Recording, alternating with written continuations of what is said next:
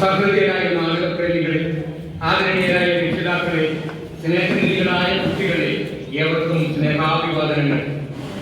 വീട്ടുകാരും കൂട്ടുകാരും നാട്ടുകാരും നല്ല കുട്ടി എന്ന് പറഞ്ഞില്ലെങ്കിലും ശാപിക്കപ്പെടുന്ന കുട്ടിയാകരുതെന്ന് ആഗ്രഹിക്കുന്ന കുട്ടികൾക്കും മക്കൾ തെമ്മാടികളായി വഴിതെറ്റി പോകരുതെന്ന് ആഗ്രഹിക്കുന്ന രക്ഷിതാക്കളേവരുടെയും സഹകരണവും പ്രോത്സാഹനവും പ്രതീക്ഷിച്ചുകൊണ്ട് ഞങ്ങൾ ആരംഭിക്കുന്നു.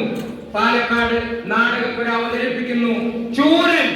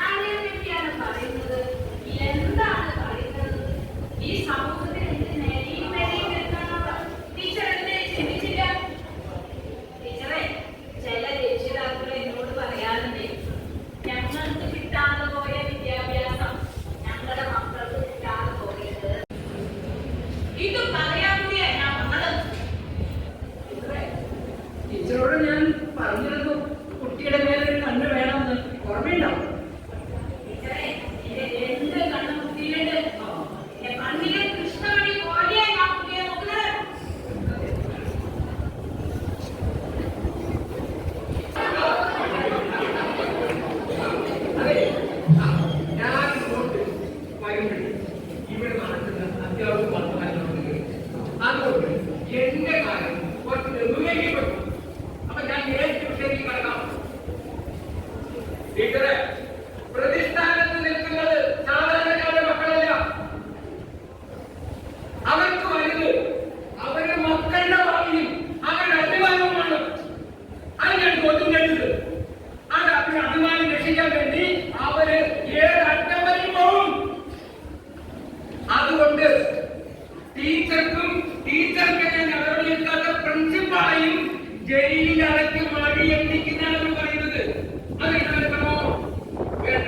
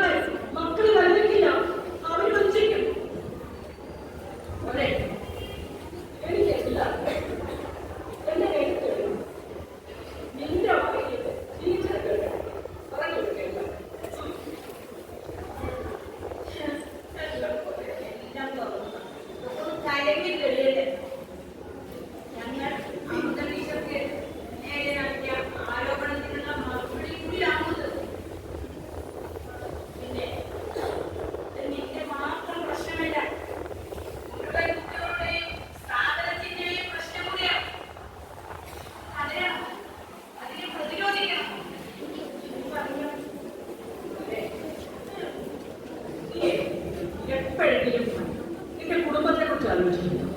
പാത്രം കഴുകി തുണി ഇറക്കിയുമോ നിന്റെ കല്ലിമാരെ പഠിപ്പിക്കുന്നത്? നിന്റെ അച്ഛനാണെങ്കിൽ ആ നാട്ടിൽ റോഡിൽ പോയി കഴിഞ്ഞിട്ട് എത്ര ഭാര്യയുടെ ചോടെടുത്തിട്ടാ നിങ്ങൾ കഷ്ടപ്പെടാതെ സംരക്ഷിക്കുന്നത്.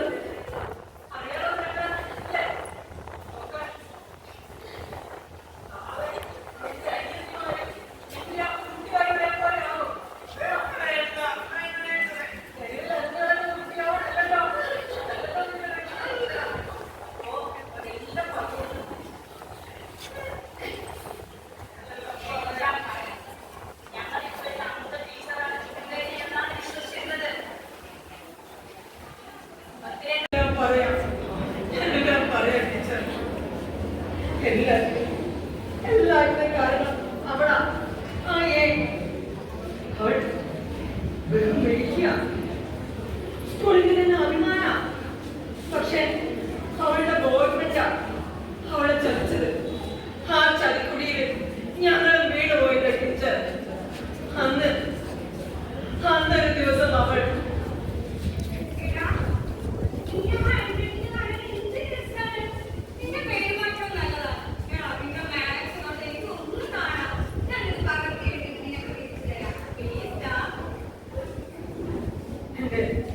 എന്നെ മാത്സിലോട്ട് വാങ്ങി. എന്നിട്ട് അവൾ എന്നെ അടിമുടി ഒന്നും നോക്കി. അവളെന്റെ ഷർട്ട് എങ്ങനെ പിടിച്ചു.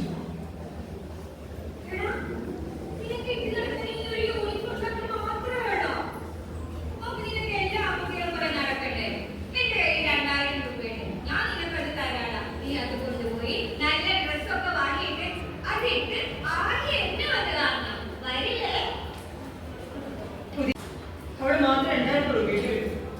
അവളെനിക്ക് ഒരുപാട് ജ്യൂസും മിഠായിയും ഒക്കെ തന്നു. എന്നിട്ട് അവളുടെ ബെഡ്റൂമിൽ എന്നെ വിളിച്ചുകൊണ്ട് പോയി. പിന്നെ എന്റെ കൺമുമ്പിൽ വെച്ച് അവളുടെ വസ്ത്രങ്ങൾ ഓരോന്നായി ചീത്തയായിരുന്നു ടീച്ചർ. ഒരു നിരാശയെ പോലെ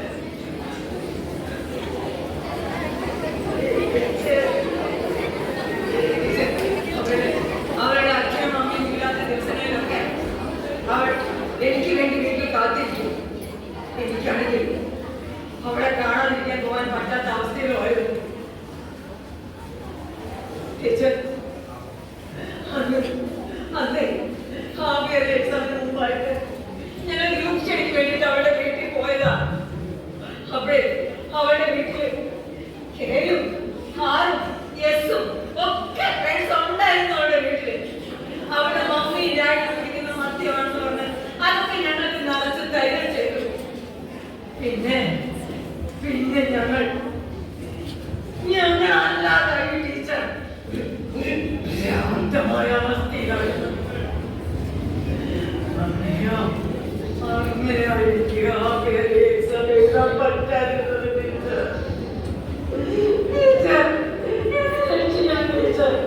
എനിക്കിതിൽ നിന്ന് രക്ഷപ്പെടണം. ടീച്ചേഴ്സിനെയോ രക്ഷിതാക്കളെയോ അതോ ഈ സമൂഹത്തിനെയോ? രക്ഷിതാക്കൾക്ക് വേണം ബോധം. മക്കളുടെ വാക്ക് അവരുടെ മുമ്പിൽ വെച്ചു അല്ലാതെ തുറന്നു നോക്കണം. എന്താ